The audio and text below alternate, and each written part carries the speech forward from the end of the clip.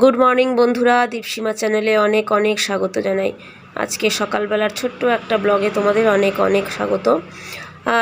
আজকে প্রচণ্ড গরম পড়েছে, আজকে না দুদিন ধরেই গরম পড়েছে। আর তোমাদের দাদা দুদিন ধরে বলছে পান্তা ভাত খাবে। আর আমার দেখো প্রচণ্ড সর্দিতে গলার ভয়েস পুরো চেঞ্জ হয়ে গেছে। তো যাই হোক, পান্তা ভাত তো আমি তো রাত্রে থাকলে খেয়ে নিই, সকালবেলা আমি খাই নিজে নিজে, কাউকে দিই না। তো তোমাদের দাদার ইচ্ছে হয়েছে খাওয়ার, তার জন্য রাতে ভাতের চাল বেশি নিচ্ছি, নিয়ে রেখে দিয়ে সেটা সকালে পান্তা করে দিচ্ছি। তো যাই হোক, আজকে পান্তা ভাতের সাথে একটু আলুর পকোড়া বানাবো, তার জন্য সকালে রান্নাঘরে আগে বেশ তাড়াতাড়ি চলে এসেছি, কারণ কি রাতের ভাত আবার বেশি বেলা পর্যন্ত রাখলে খারাপ হয়ে যেতে পারে। তার জন্য আগে পান্তা ভাতের জন্য আমি আগে পকোড়া বানানোর জন্য পুরো আলু কুচি কুচি করে কেটে নিয়েছি, তাতে বেসন, লবণ, হলুদ, লঙ্কা কুচি, হিং দিয়ে একটু ভালো করে মেখে নিচ্ছি। আর দিয়ে দেবো হচ্ছে একটু কালো জিরে দিয়ে এবার ভালো করে পকোড়াটা করে নেব। আর গরমে কিন্তু জল ভাত দিয়ে পকোড়া বা অন্য কোনো ভাজা ভালোই লাগে। গতকাল সকালবেলাও পান্তা ভাত খেয়েছিল, তাতে আবার লেবু, তারপরে ভ্যারাইটিস রকম ভাজা টাজা দিয়ে। তো এত ভাজা ডেলি খাওয়া ভালো না, বললাম আজকে একটু পকোড়াই করি, অন্য কিছু আর করবো না। তো যাই হোক, মেখে এবার পকোড়া কড়াইতে ছাড়া শুরু করে দিয়েছি। আর তোমাদের কে কোথাকার থেকে দেখছো ভিডিওটা দেখবে জানি না, তাদের ওখানে কীরকম গরম। এখন অবশ্য সব জায়গাতেই গরম, আমাদের নর্থ বেঙ্গলে এখন এতটা গরম পড়ে গেছে। আর গরম পড়ার সাথে সাথে আমার সর্দি কাশিও শুরু হয়ে গেছে, গলার ভয়েসও চেঞ্জ হয়ে গেছে, প্রচণ্ড প্রচণ্ড সর্দি লেগেছে, পুরো মাথায় বুকে কফ হয়ে গেছে। তা যাই হোক, পকোড়াটা ভাজছি, ভেজেই গরম গরম পকোড়া দিয়ে ঠান্ডা ঠান্ডা ভাত খেতে দিয়ে দেবো। আর এদিকে দুপুরবেলা আবার তাড়াতাড়ি রান্নাবান্না করে আমি যাব একটু কাজে বলতে একটু নাচের প্র্যাকটিস। আমরা রবীন্দ্র জয়ন্তী করি প্রত্যেক বছর, এবছরও করব পাড়ায়। তার জন্য আবার রবীন্দ্র জয়ন্তীতে নাচের প্র্যাকটিস করার জন্য আমরা গ্রুপে আর কি নাচ করব আমরা 4 জন। তা সেই গ্রুপ ডান্সটা আমরা ডেলি প্র্যাকটিস করছি। তা আজকে যাবো, এই যে দুপুরে রান্না টান্না করে 1টা-1:30টার মধ্যে যাব, 1-1.5 ঘন্টা প্র্যাকটিস করে চলে আসবো। তা এই দুদিন করেছি সন্ধ্যাবেলা।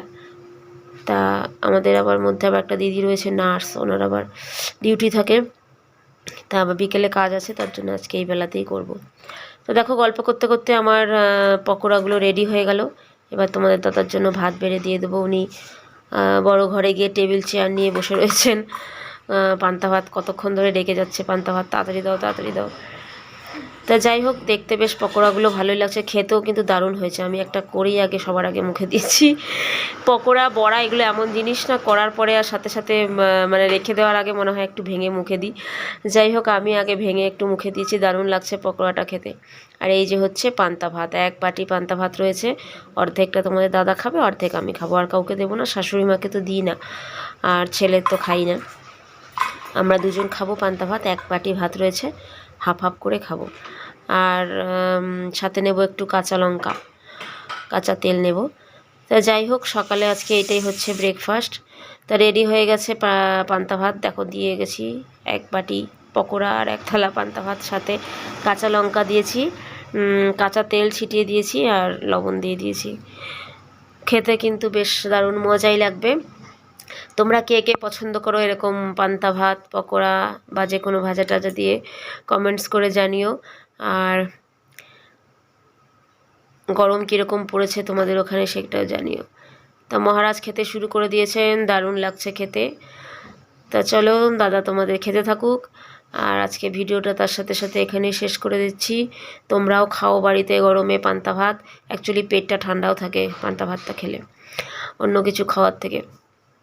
তা চলো বন্ধুরা, তোমাদের দাদা বলছে খেতে নাইস লাগছে, আর অ্যাকচুয়ালি পকোড়াটাও খুব ভালো লাগছে, পুরো কুরকুরে হয়েছে।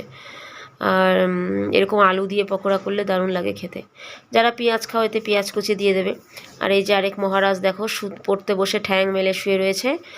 যাই হোক, এখন ওকে গরম ভাত খাওয়াবো, ওদের জন্য একটা তরকারি করেছি আলাদা, শাশুড়ি মা আর ওর জন্য। তো চলো আজকে টাটা, গুড বাই, ভালো থেকো, সুস্থ থেকো, আর আমাদের চ্যানেলটা প্লিজ সাবস্ক্রাইব করে দিও। আর সবাই পান্তা